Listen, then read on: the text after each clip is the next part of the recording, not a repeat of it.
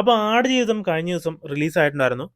Positive response തന്നെയാണ് പടത്തിന് കിട്ടിക്കൊണ്ടിരിക്കുന്നത്. Novel based സിനിമയാണെന്ന് എല്ലാവർക്കും അറിയാലോ.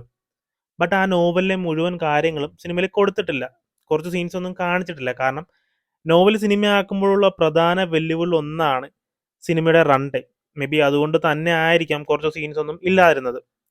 അതുകൊണ്ട് തന്നെ നമ്മളിന്ന് നോക്കാൻ പോകുന്നത് നോവലിൽ ഉണ്ടായിട്ടും സിനിമയിൽ കാണിക്കാതിരുന്ന കുറച്ച് സീൻസിനെ കുറിച്ചാണ്. ഇമ്പോർട്ടൻ്റ് ആണെന്ന് എനിക്ക് തോന്നിയ സീൻസ് മാത്രമാണ് ഇവിടെ പറയുന്നത്. സിനിമയുടെ സ്പോയിലർ അല്ല, ബട്ട് എന്നാലും സിനിമ കാണാത്തവർ ഈ ഒരു വീഡിയോ കാണാതിരിക്കാൻ ശ്രമിക്കുക. അപ്പോൾ നേരെ പോയേക്കാം.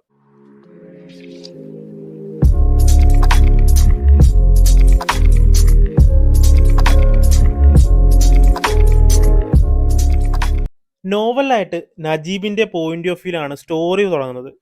പക്ഷേ സിനിമയുടെ എൻഡിങ് ഭാഗമാണ് നോവലിന്റെ തുടക്കത്തിൽ പറഞ്ഞു പോകുന്നത്. നജീബ് അവസാനം പോലീസ് സ്റ്റേഷനിൽ വരുന്ന സീനൊക്കെ തുടക്കത്തിൽ തന്നെയാണ് നോവലിൽ കാണിക്കുന്നത്. നജീബ് ഇബ്രാഹിം ഖാദ്രിയുടെ ഫോട്ടോ കാണുന്ന സീനുണ്ട്, അതും തുടക്കം തന്നെയാണ്.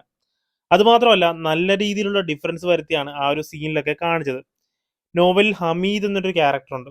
നജീബ് രക്ഷപ്പെട്ട് കഴിഞ്ഞുള്ള ഒരു സുഹൃത്താണ് ഹമീദ്. അവർ രണ്ടുപേരും കൂടിയാണ് സ്റ്റേഷനിൽ പോകുന്നത്. പക്ഷെ അയാൾക്ക് നാട്ടിൽ വരാൻ കഴിയില്ല. കാരണം ജയിലിൽ വെച്ച് തന്നെ ഹമീദിന്റെ സ്പോൺസർ വന്ന് പിടിച്ചോണ്ട് പോകുന്നുണ്ട്. ബട്ട് സിനിമയിലേക്ക് വരുമ്പോൾ ഹമീദ് എന്ന ക്യാരക്ടറെ കാണാൻ കഴിയില്ല. പിന്നെ അടുത്തതായി പറയുന്നത് അതിലെ ഇമ്പോർട്ടൻറ്റ് സീനായ ഒരു ഇന്റിമേറ്റ് സീനുണ്ട്, ആടും നജീബുമായിട്ടുള്ള. ബെന്യാമിൻ തന്നെ ഇന്റർവ്യൂലായിട്ട് പറയുന്നുണ്ട് അത് ഷൂട്ട് ചെയ്തേ ആയിരുന്നു, ബട്ട് സെൻസർ ഇഷ്യൂ കാരണം അത് സിനിമയിൽ ആഡാക്കാൻ പറ്റിയില്ല എന്ന്. ബട്ട് അതൊരു ഇമ്പോർട്ടൻറ്റ് സീൻ തന്നെ ആയിരുന്നു. പിന്നെ നജീബ് ആടുമായിട്ട് ഉണ്ടാക്കിയെടുക്കുന്ന ഒരു ഇമോഷണൽ കണക്ഷൻ ഉണ്ട്. നോവലായിട്ട് അത് നല്ല രീതിയിൽ അത് പറഞ്ഞു പോകുന്നുണ്ട്. കാരണം നല്ല രീതിയിൽ ഇമോഷണൽ കണക്ഷൻ നമുക്ക് തോന്നും ആ ഒരു സീനൊക്കെ വായിക്കുമ്പോൾ.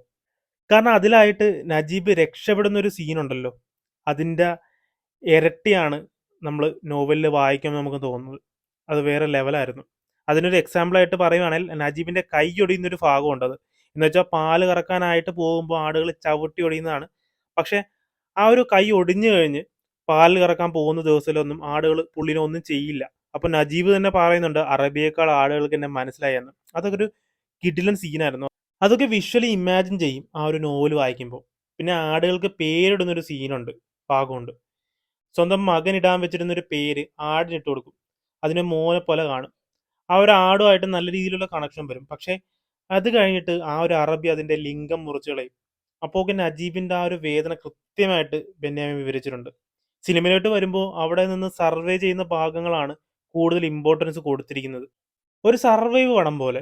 ഇപ്പൊ ഞാൻ പറഞ്ഞ സീൻസ് ഒക്കെ ഉണ്ടായിരുന്നാൽ കുറച്ചുകൂടെ ഇമോഷൻസ് വന്നേനെ. ബുക്ക് വായിച്ചിട്ടുള്ള ആളാണെങ്കിൽ ചിലപ്പോൾ മനസ്സിലാവും.